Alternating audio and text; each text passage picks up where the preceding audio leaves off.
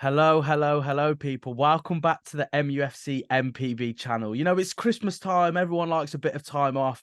But when it comes to football, when it comes to takeovers, Ben Jacobs is not allowed any time off. I'm so thankful that he has joined me today because, you know, of course, problems are on the pitch. It's very clear to see. There's a lot of uncertainty surrounding Manchester United. So hopefully, Ben, you can bring a bit of clarity anyway for Manchester United fans.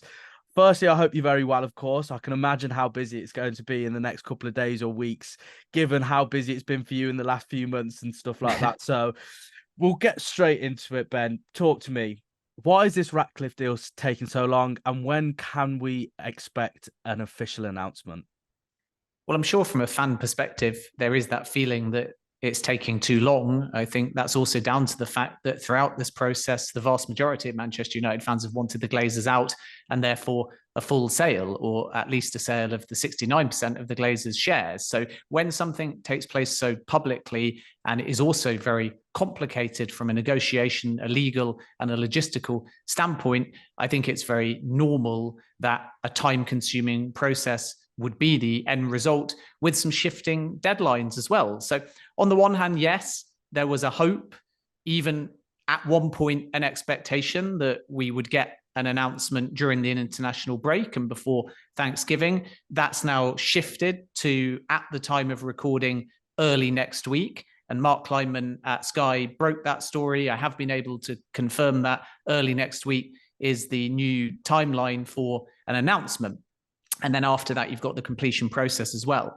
I would argue, having covered a number of takeovers throughout my career, that yes, it's public, yes, it's frustrating. And because it's public, people lock themselves to a prospective timeline. And if it alters, it feels like a delay. But what you have to understand is that this is an extremely complicated transaction, maybe more so at 25%, with debate and discussion around what control looks like in a sporting sense, and also a path potentially to a majority. If you just buy outright, it's a clean transaction. That's why Sheikh Jassim said his transaction was clean. It was a cash deal. It was debt-free. It was 100% of the club. So from a logistical and legal point of view, that's cleaner.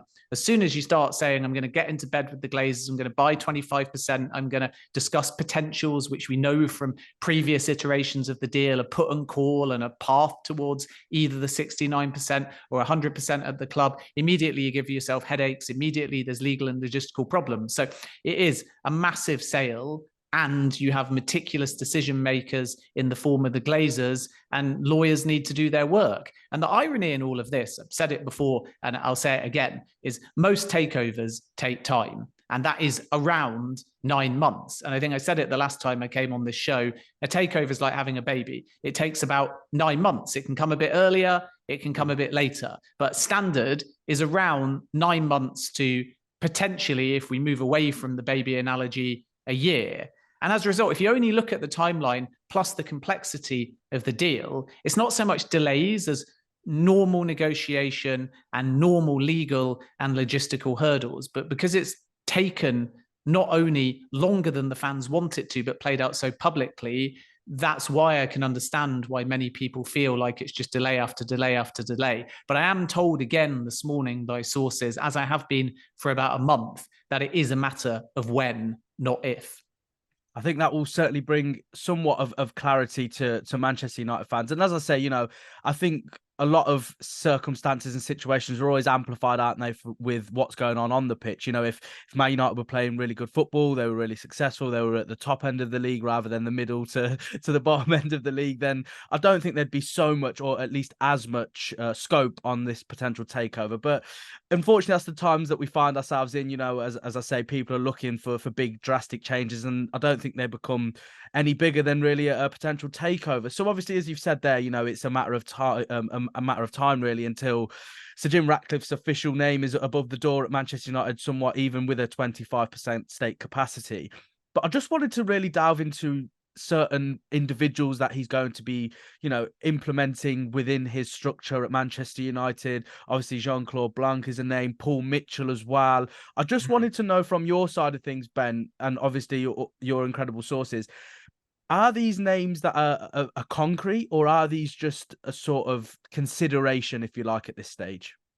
No concrete names, but the missing piece of the puzzle is that Ratcliffe has to come into the club and assess. You can do all the due diligence in the world. You can take meetings like he did in Manchester and virtual ones with the Glazers as well. But until you're in at the club, you won't know categorically exactly what you need, especially from the perspective of sporting control. I think it's a bit easier, if anything, on the brand side, even though the Glazers retain control of that. But on the sporting side, you need to have that face time with people in different departments and roles before you decide. And maybe the imminent departure of Richard Arnold at the end of the year is a bit of a red herring, in the sense that sources has always indicated that he was going to go this season as part of a personal decision, regardless of whether Ratcliffe, Sheikh Jassim or somebody else came into the football club.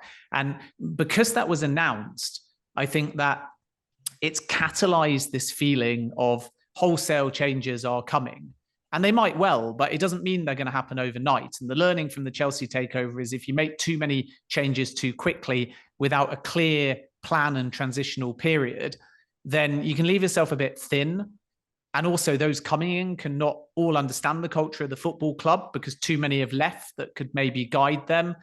And you end up moving so fast that there's no time for pause, which can be risky midway through a season, which is why summer for most big takeovers like this is much better for a transitional period, because you've ultimately got more time to bed in when games are not coming thick and fast. January is not usually ideal, but obviously in this case, it's 25% to begin with. So there will be that continuity because the Glazers are still there. So I think in terms of what's going to happen, we know first and foremost that there will be a CEO, and that's highly likely still to be Jean-Claude Blanc, who is extremely well respected within the game. He's joined Ineos as their CEO of sport from PSG, and he's a people person. He's very transparent.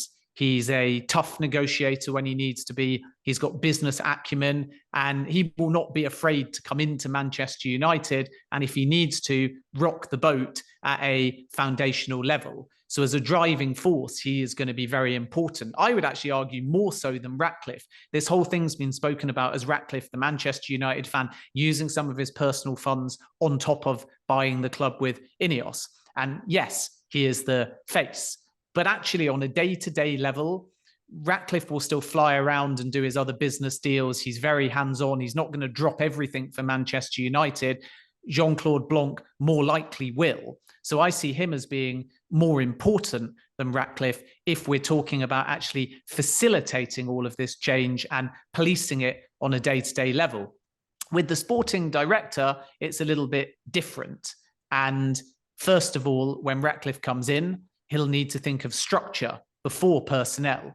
And if, for example, he's going to keep Nice and Lausanne and connect Manchester United, then maybe more than one figure in senior recruitment running the show is needed. Chelsea, for example, have got co-sporting directors, and as their multi-club model builds, and they are expected in 2024 to add to Strasbourg, you may see a split where at Chelsea, Paul Winstanley is more Chelsea focused and his co-sporting director, Lawrence Stewart, might think more about the group. So I wouldn't be surprised if it's not just a sporting director. I think first we have to understand what the structure is and then who fits into that structure. And you can come up with whatever title you like. Chelsea looked at Michael Edwards, for example, and they were going to offer him a role called President of Football Operations. You've got CEOs of sport, you've got sporting directors, you've got co-sporting directors. You could have a sporting director for the group and you could have a sporting director for the football club. So I wouldn't be too concerned about one individual fixing all or having autonomy,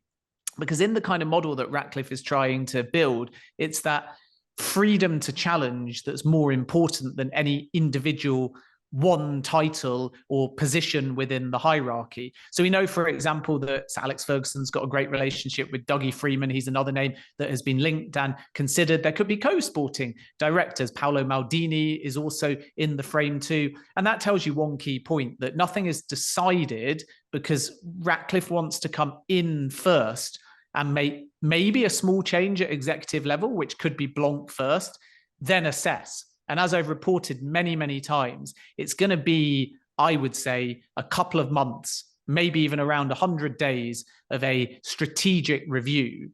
And then some of the bigger changes I would expect in terms of executive personnel will actually come in the summer rather than on day one or during the January window. Mitch was a free agent, so someone like that is a little bit easier to bring in, but there'll be other names that maybe they want to be patient for. And remember, at this executive level, unlike a transfer, if the name that they want happens not to be a free agent, there also may be a lengthy period of gardening leave before they can even start. So there's a few different considerations here, and Ratcliffe and Ineos would be very sensible to walk before they try and run.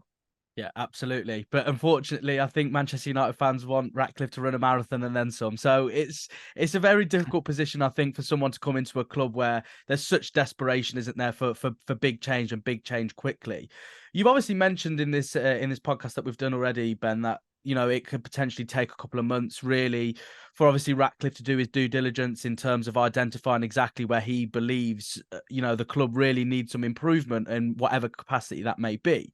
But also, as you've said, there's been some news today that has broke that, the announcement, the official announcement of sort will come next week, for example. So if that was to happen, in terms of January, now I know this is not directly in terms of takeover talk, but at the end of the day, Manchester United fans will be very desperate to see, in terms of reinforcements, what could potentially come in. And now there have been already several names in the rumour mill, as we always have approaching January in the summer, linking players with Manchester United moves already. Of course, obviously, Sir Jim Ratcliffe's links with other clubs at the moment has stemmed and fueled potential links potentially. But in terms of that kind of stuff, so as you've said already, it's going to take a bit of time for him to really get the wheels in motion in the way that he wants to when it comes to Sir Jim Ratcliffe.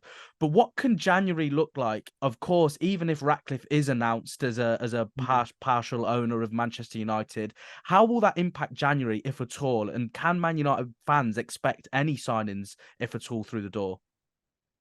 Well, I think January will be quiet, which is normal. It's a seller's market. I don't think that Manchester United have got anything crazy planned, certainly not like Chelsea did last January under their new ownership.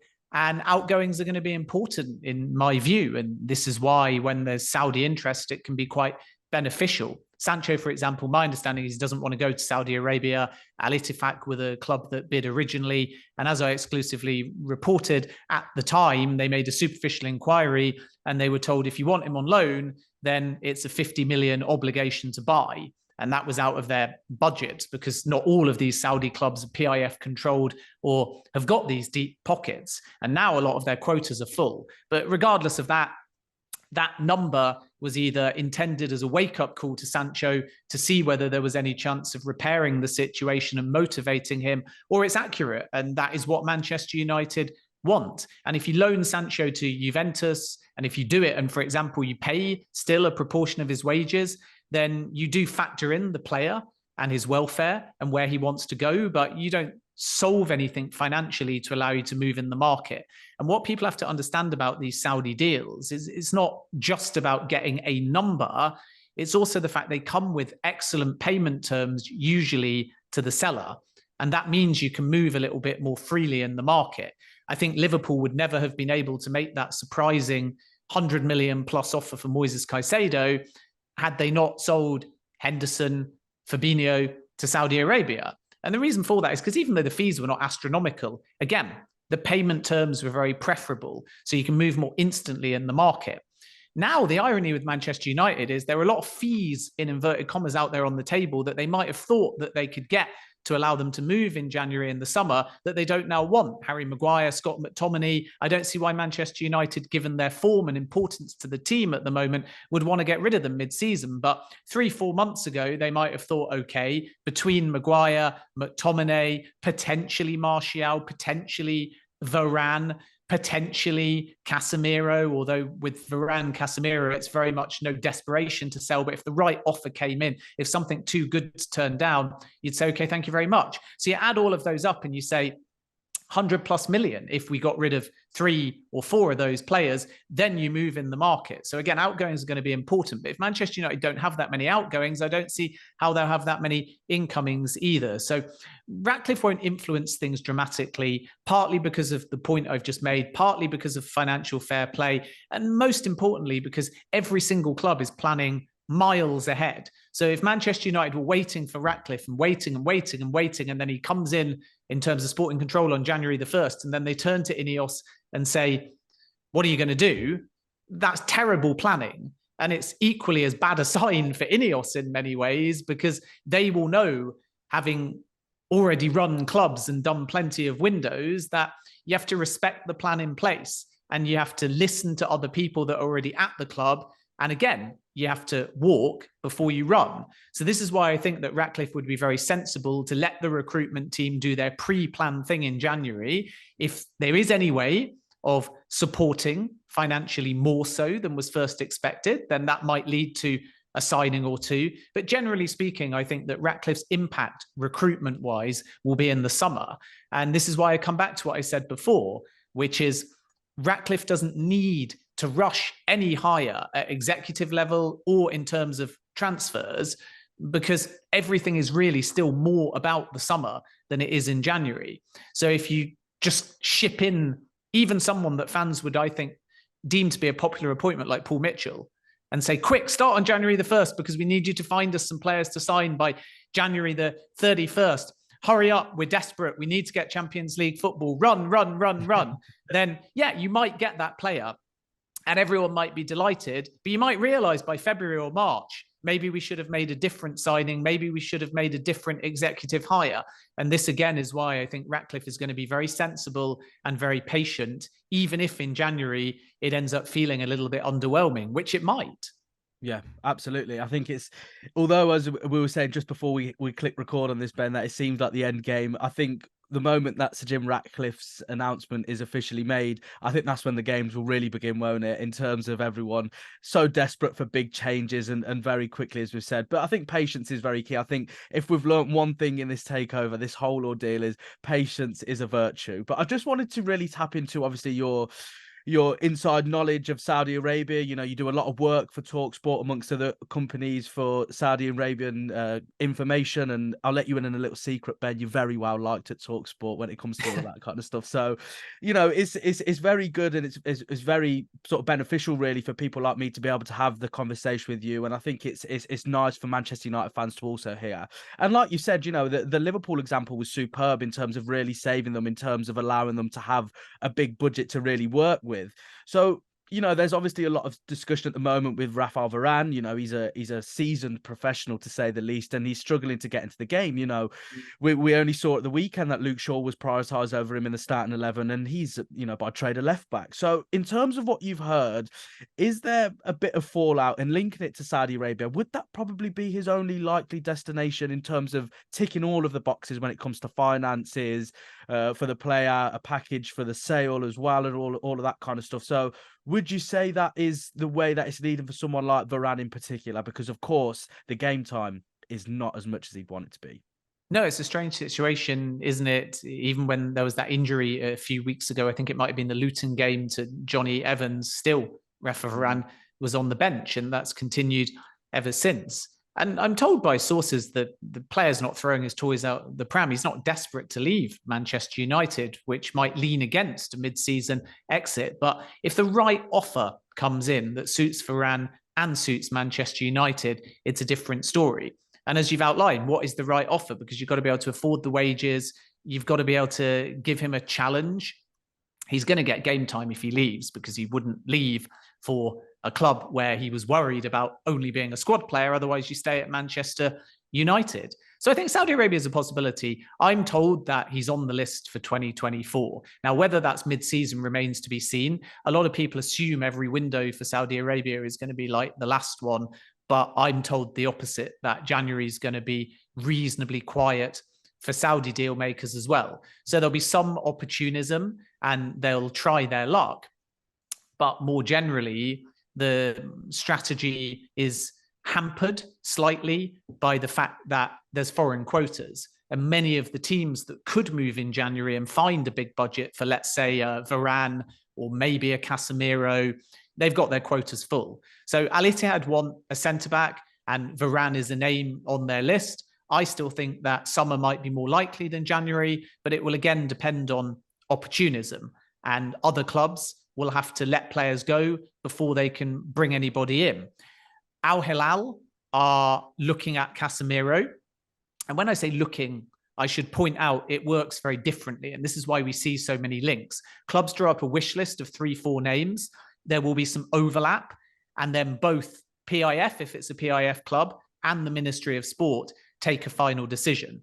So with Mo Salah, for example, Al Ittihad had him as number one. They went for him. They got preference. Why did they get preference? Because they're in the Club World Cup. And originally last summer, the idea was to bring Salah over and play for Al Ittihad during the Club World Cup. But now it's a different story. Al Ittihad are not on course to win the Saudi Pro League. The Club World Cup will have passed. So there's a fair chance that it's actually Al Hilal that get the green light to move for Mo Salah. And their list last summer was 1, Messi, they didn't get him. 2, Neymar, they got him. Unfortunately, he's injured. Salah was number 3 on the list. And he was number 3 because they knew deep down that Al Ittihad would be given the preference. So this is kind of how it works. It's much more collaborative, and it's very easy for clubs to put a crazy wish list of 3, 4, 5 names, which is why Casemiro creeps in, which is why Modric creeps in, which is why De Bruyne creeps in. And you get the links and they're kind of genuine, but it doesn't necessarily mean that anything will come of it. And things change. And N'Golo Kante is another great example whereby Al Nassr were adamant that he was coming to them for months and months and months. And one day a conversation happened and they basically got ghosted. And they were like, hang on a minute, this is weird because Kante was joining us. We were like 90, 95% sure. Suddenly he ends up at Al Ittihad and they realized behind their back, the same controlling owner, PIF, and the Ministry of Sport decided that Kante was better in Jeddah again for the Club World Cup. So don't read too much into early links with names in Saudi Arabia because it's very atypical the way the negotiation works. But I do think that Manchester United have a chance with 1 or 2 outgoings to get not just a good fee, but a good structure on the deal. And it may, as I say, be more about summer than necessarily January. Varane is not desperate to leave. He's just desperate for game time.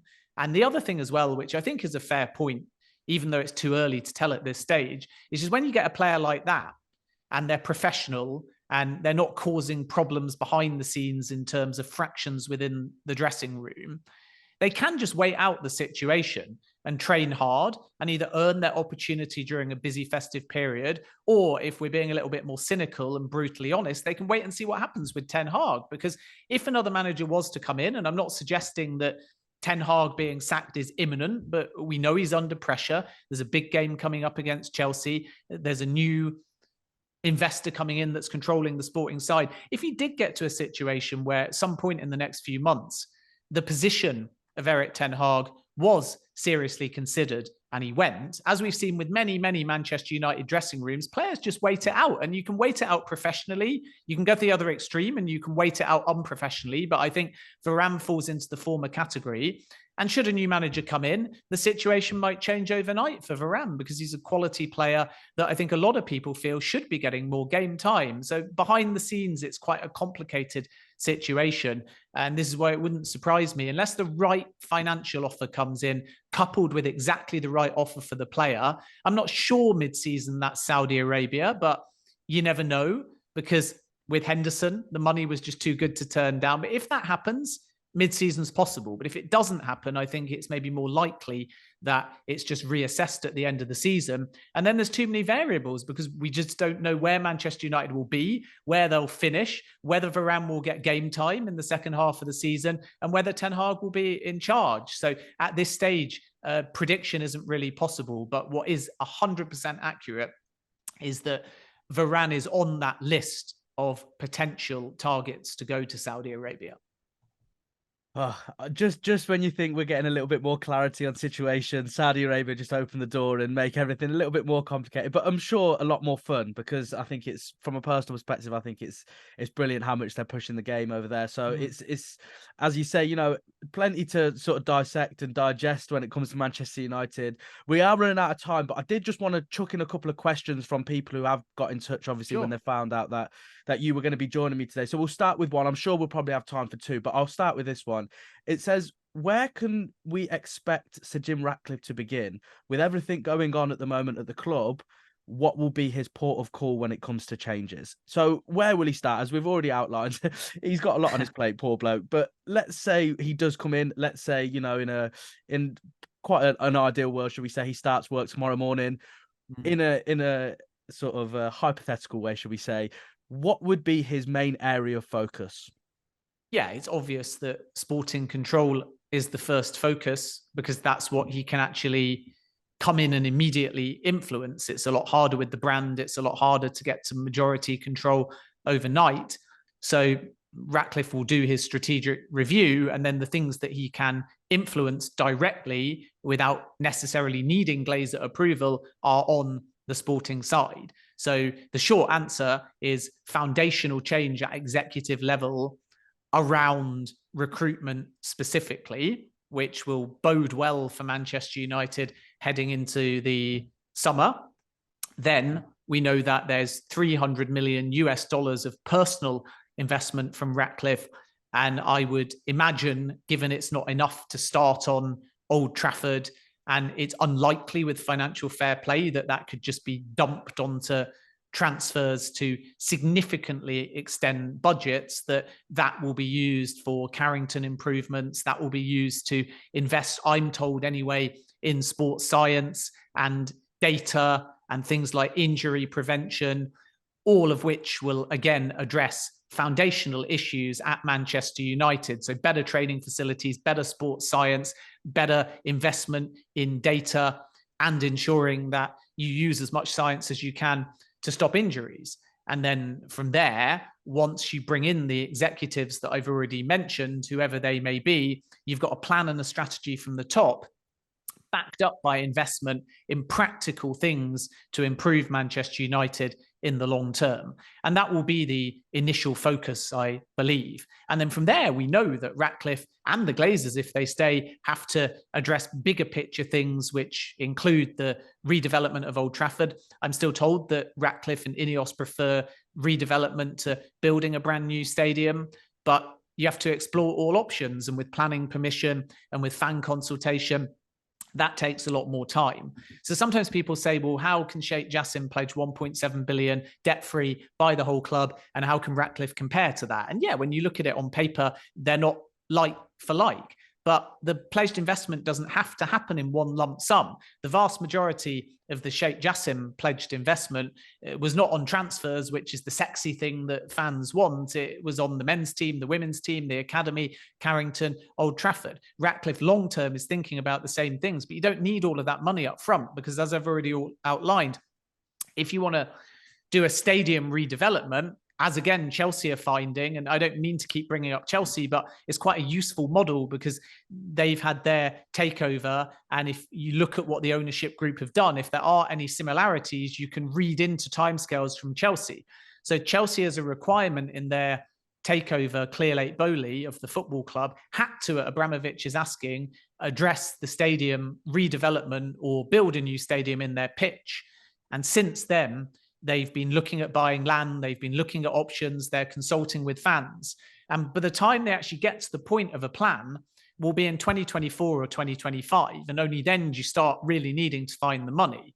So just because Ratcliffe's only starting with an initial 300 million US dollars as far as his plan doesn't mean that there's not enough money to do X, Y, and Z in the long term. That money can wait and come a little bit later, which again tells you that the short-term money is going to be used on the football side to try and get some immediate structural change. And I'm told science-based change to modernize Manchester United and then set them up. And with some smart recruitment on top of that, they'll be in a very strong position. So the short term is really more around addressing the football side of the club, hierarchy-wise, data-wise, science-wise. And then once you've built that hierarchy and consulted the existing hierarchy at Manchester United, as I've said countless times on this podcast, the summer recruitment is going to be important as well.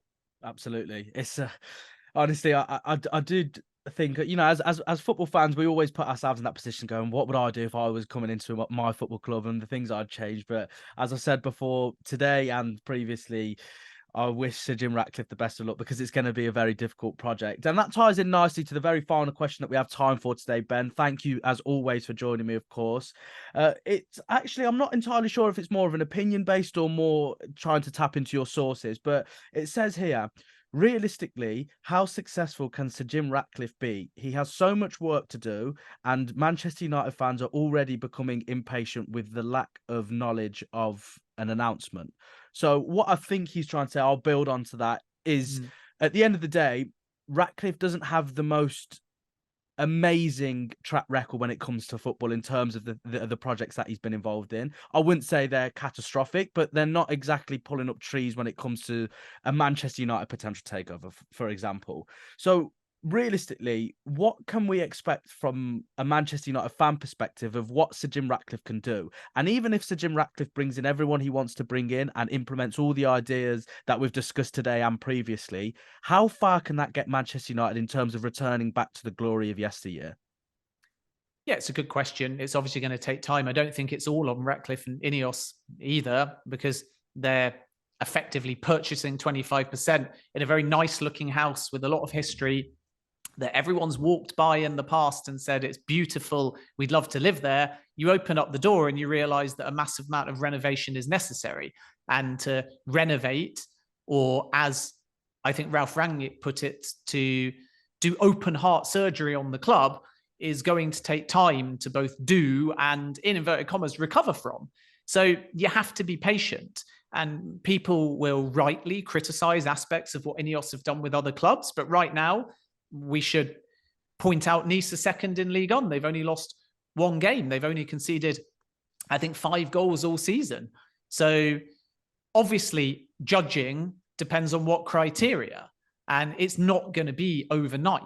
I don't think anybody could come in to Manchester United and change it overnight. But the downside, I suppose, for Ratcliffe is he's getting into bed with the Glazers. So there'll always be fans out there that think the grass would have been greener on the other side with Sheikh Jassim.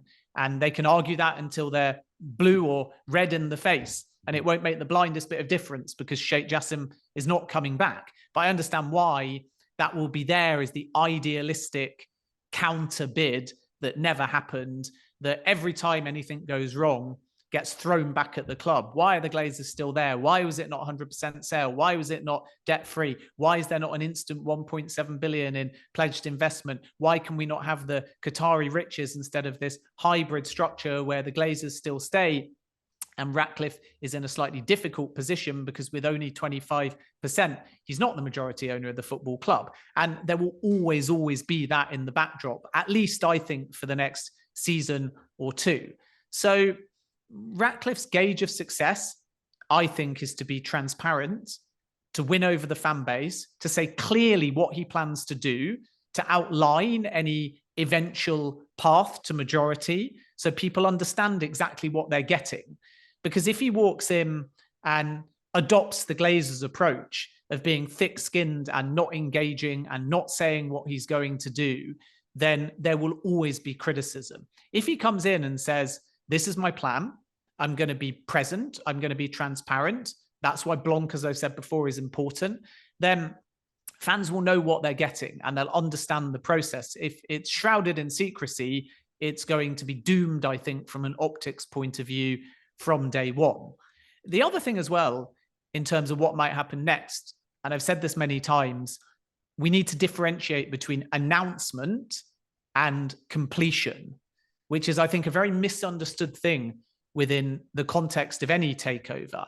And just because it is announced, that doesn't mean sporting control tomorrow. That doesn't mean wholesale changes tomorrow. There's still the completion process, which includes the Premier League owners and directors test. That would normally take a couple of weeks. It includes the transfer of funds. I know that sounds like something that should be relatively instant, but it's not when you're dealing with 1.7 billion US dollars. Then on top of that, there might be, which I think is leading to this, what some will call, as we discussed at the beginning of the show, delays to begin with around when it's announced. There would usually be a kind of break penalty, and you got to negotiate that as well. So you get to the deal, it started with a in principle agreement over 25%.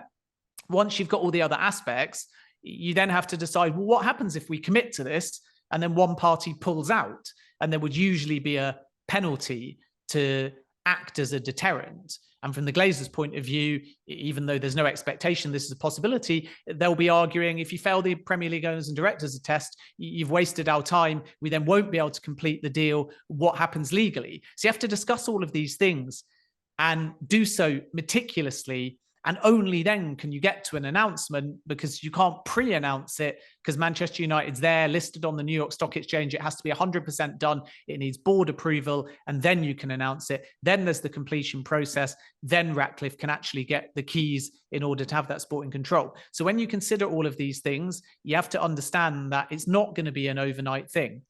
And the gauge of success for Ratcliffe is to win over the fan base first, in my opinion.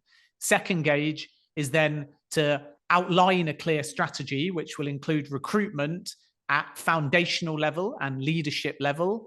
And then in that first summer, we'll start to see whether or not things are working and moving in the right direction. But if Manchester United don't address the foundational issues first, and if they don't modernize the club at training level, at men's level, at women's level, let's not forget the women's team is really important as well. It's a pivotal time for them. They're newer. Even though Manchester United is a historical brand, they're newer than some of their rivals. So they have to make sure that they keep pace with Chelsea at the moment. There's a real opportunity with Emma Hayes leaving and taking the US women's national team job to try with change there and close that gap. And obviously Arsenal have fallen off just a little bit as well. So it's important that the women's team get investment and a strategy and a plan as well. And commercially and financially, you can get big gains there. So there's a lot of work to do, but this isn't a do it now before you come in or do it in January type job. This is a get the foundational side right, get the strategy right. Because if you don't, Manchester United are going to be in exactly the same position where it always gets pinned on the manager. It always gets pinned on, we need more recruitment. So what do? You sack your manager and you buy and you buy and you buy with no strategy, with no accountability at leadership level, with no transparency from ownership. And then you go round and round and round in circles. And the next window, somebody says, I want this player. And you get them. And it's a success in inverted commas. You don't get them. It's a failure in inverted commas. You win games. The manager's great. You lose games. Sack the manager. Round and round and round again with no modernization, with no foundational change, with no hierarchical change, with no strategic change.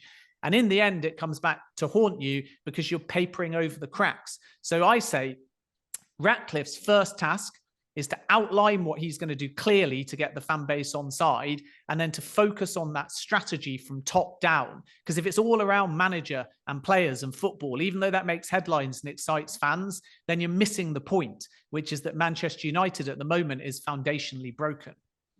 And there we go. I don't think there's a better way to conclude today's podcast than that answer there. Ben, thank you so much as always. It's always a pleasure to catch up with you. You know, you're a big inspiration for me in terms of how much you work, how hard and how willing you are to always have a chat about these things. And ultimately, we're all in the game for the same thing, which is to bring information for fans and bring them closer to their club. So thank you as always, Ben. Work hard as you always do, but I'd like to think that you will have a little bit of time off for Christmas. I'm afraid not. I'm off to the Club World Cup on Sunday. The irony is I fly Sunday night, I land Monday morning. It wouldn't surprise me, sod's law, if the announcement comes while I'm up in the air. But I will work. I will take some time off in the new year. Always a pleasure. And good luck to Manchester United against Chelsea midweek. Thank you very much. And thank you to everyone who's joined me today and Ben, of course. Please be sure to like, subscribe on the MUFCMPB channel for more updates every single day of the week and twice on a Sunday for everything related to Manchester United.